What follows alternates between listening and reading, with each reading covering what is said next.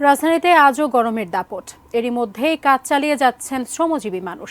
রাজধানী কারওয়ান বাজার থেকে জনজীবনে তাপপ্রবাহের প্রভাব সম্পর্কে জানাচ্ছেন আমাদের সহকর্মী মাহফুজা মোসলেহি। মাহফুজা মোসলেহি, আপনি আসলে কি জানাবেন? আজও তো তাপপ্রবাহের একটা বিরূপ প্রভাব আমরা দেখতে পাচ্ছি। এই মুহূর্তে আপনি কারওয়ান বাজারে আছেন, কি অবস্থা দেখতে পাচ্ছেন?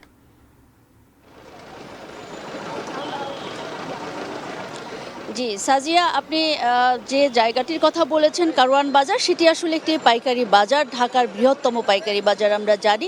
সকাল থেকে এখানে কিন্তু যারা ব্যবসায়ী, যারা কাঁচামালের আড়তদার, এদের যেমন ভিড়, দিনমজুরদেরও কিন্তু সেই একই রকমের আনাগোনা এই রাস্তায় আমরা দেখেছি।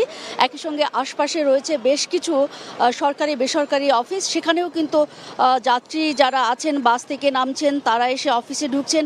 প্রচণ্ড রকম তাপদাহে তারা আসলে আমরা বলতে পারি যে ঢাকায় আসলে দিন দিন তাপ কিন্তু বাড়ছে, এবং এরকম একটা পরিস্থিতিতে তারা যানজট পার হয়ে এই জায়গাটায় যখন পৌঁছেন, তারা তাদের জীবনের যেই অতিষ্ঠতা সেটা তো প্রকাশ করেছেন।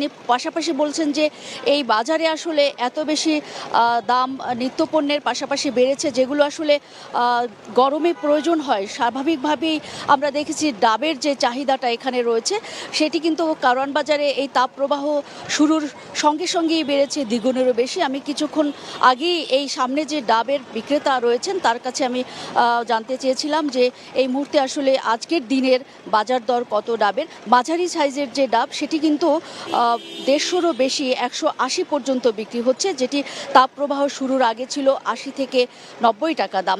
এরকম যেগুলো পানীয় তৃষ্ণার্ত মানুষের জন্য যেগুলো প্রয়োজন, সেগুলোর দাম এই বাজারে খুব বেড়ে গেছে। আমরা দেখছি সামনেই রসালো যেসব ফল রয়েছে, এবং একই সঙ্গে আখের রস আমরা দেখছি, লেবুর পানির বা শরবত আমরা যেগুলো দেখছি, সেগুলোতেও কিন্তু একই রকম দাম বেড়েছে। আর যারা রয়েছেন এখানের আশপাশে যাতায়াত করছেন যারা, তারা কিন্তু চরম দুর্ভোগে রয়েছেন।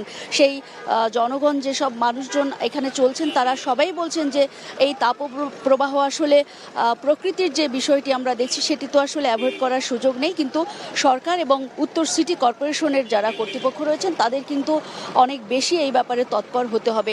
আমরা জেনেছি যে কয়েক লাখ টন বৃষ্টির পানি আসলে ছেটানোর একটি তৎপরতার কথা জেনেছি এরই মধ্যে উত্তর সিটি কর্পোরেশনের পক্ষ থেকে। সেটি যেন অব্যাহত থাকে এবং একই সঙ্গে আরও বেশি যেন তৎপরতা ত্বরান্বিত হয় সরকার এবং সিটি কর্পোরেশনের পক্ষ থেকে, এরকমটিও কিন্তু একটি দাবি আমরা লক্ষ্য করেছি এই এলাকা থেকে। এই ছিল আমার কাছে তাপ প্রবাহ নিয়ে সর্বশেষ পরিস্থিতির খবর কারওয়ান বাজার থেকে। জি সাজিয়া।